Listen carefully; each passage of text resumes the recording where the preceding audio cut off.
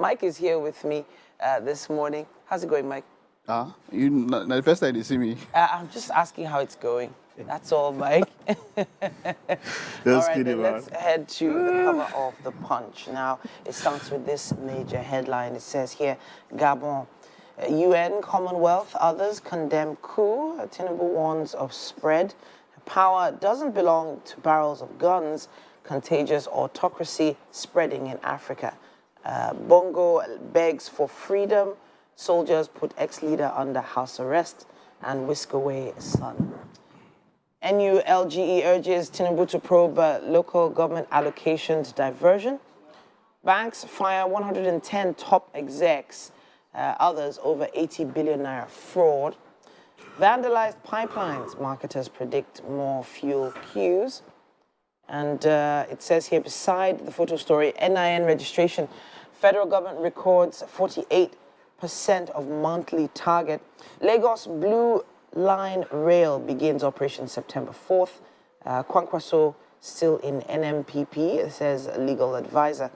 And on the Cameroon Dam, federal government sets up temporary shelters in states. So, Mike. Yeah, vandalized pipelines. So marketers predict more fuel queues.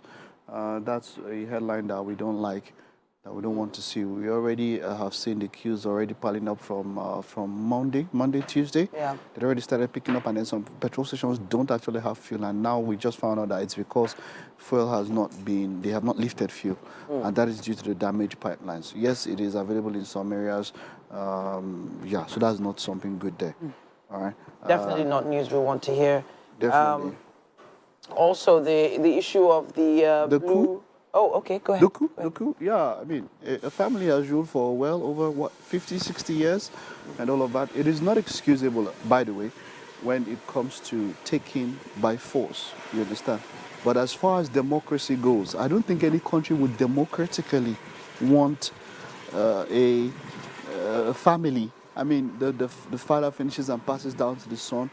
Hopefully, those that have taken this coup actually have the best interest of the country at heart. Because if they do, it has happened in Nigeria, where a military government took over and then handed over power, almost, had a transitionary period, and handed over to a democratically elected government, a civilian government. You understand? The government of the people.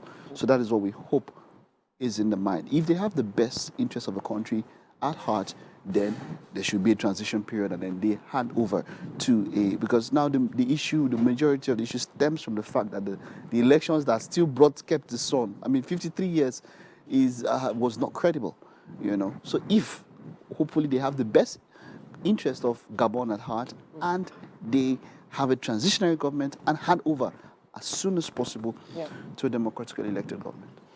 Hopefully.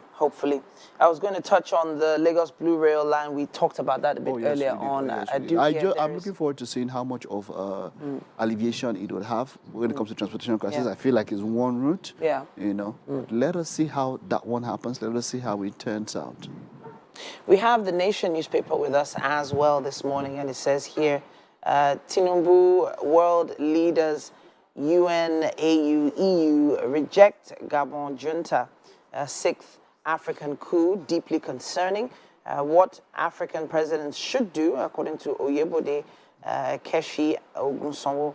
And there is a map there indicating the states under military control presently. Let me just mention something here about this. People are talking about how it is prevalent in Africa. Africa is a continent where people want to hold on to power and pass on power as though it is genetic or something. You understand? That's why we'll have issues like this. So African presidents and leaders have to think, what is the, why do you want to hold on to power for so long? Why do you want to hold on? I mean, you understand? So it is, when you see this kind of things happening, it's because of, we need to look at ourselves as a continent. What is the obsession with staying on forever? Or it becomes a family thing. There are quite a lot of questions that need to be answered in that regard, and I feel like the conversation... What's with you and the conversation is a because big one. if we continue, look, this is it. If African presidents continue in that way and want to hold on to power, then this will continue to happen. We have other headlines here. Right at the bottom of the Nation here, it says, President mourns as national flag designer. Taiwo Akinkunmi dies at 87. I saw that headline sometime yesterday evening. There were quite a lot of pictures online of Taiwo Akinkunmi with the flag around him. Apparently, he was the one that actually did the design of the Nigerian flag that we all know and have come to love today. We have other newspapers with us here as well. We have the Daily Trust, and it still talks about the Gabon Coup, a contagious autocracy spreading in Africa, according to Tinubu. It says here, Murik warns Nigerian military against emulating Gabonese army. Why we overthrew Bongo, according to the coupists, and make noise. I've been arrested. Bongo begs friends for help. As I mentioned from the last paper, Nigerian flag designer Michael Akinkunmi dies at 87. Brain drain. Nigerian doctors earn $4,000 as wages in Gambia, Sierra Leone, according to CMDs. And reps fume as agency spent 81 billion naira to plant 21 million trees. We've been dealing with brain drain for forever.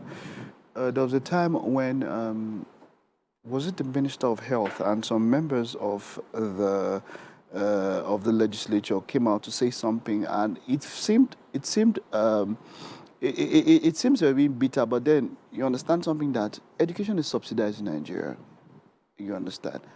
And when, as medical students, when education is subsidized, I mean, if you were to train as a doctor in those countries that you go to practice, you'll be paying more. Yeah. A student loan, someone spoke about that, you might actually be paying your whole life. Yeah. But you are here, you get trained, you don't owe anything. Yeah. You understand? You get done. And then when you finish training, you go out. Now, this is not a case of trying to say whose fault is it or not. First of all, so a country that does that, that's subsidized. So it's like the country pays for the education and pays for you to use your knowledge elsewhere. But then it is also the fault of the country that an enabling environment has not been created. Recall the issue of the elevator in a hospital. So my point is that if you subsidize education and then you have this thing, then you need to create an enabling environment for those that you subsidize education to thrive. And so when you don't create the environment, then you lose on all levels. They go out, and which is what is happening. The brain drain is massive. If we were to take a ratio of how many doctors to people now, I think it's supposed to be optimal is 1 to 6. In Nigeria, maybe it's like 1 to 800,000 or something.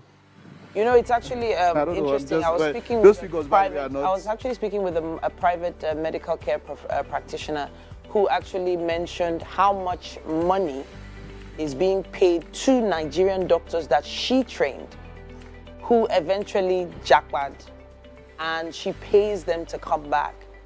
And she's paying them because she knows she trained them. It's a conversation that has to go on, is ongoing, and we'll be looking out for your opinions as well.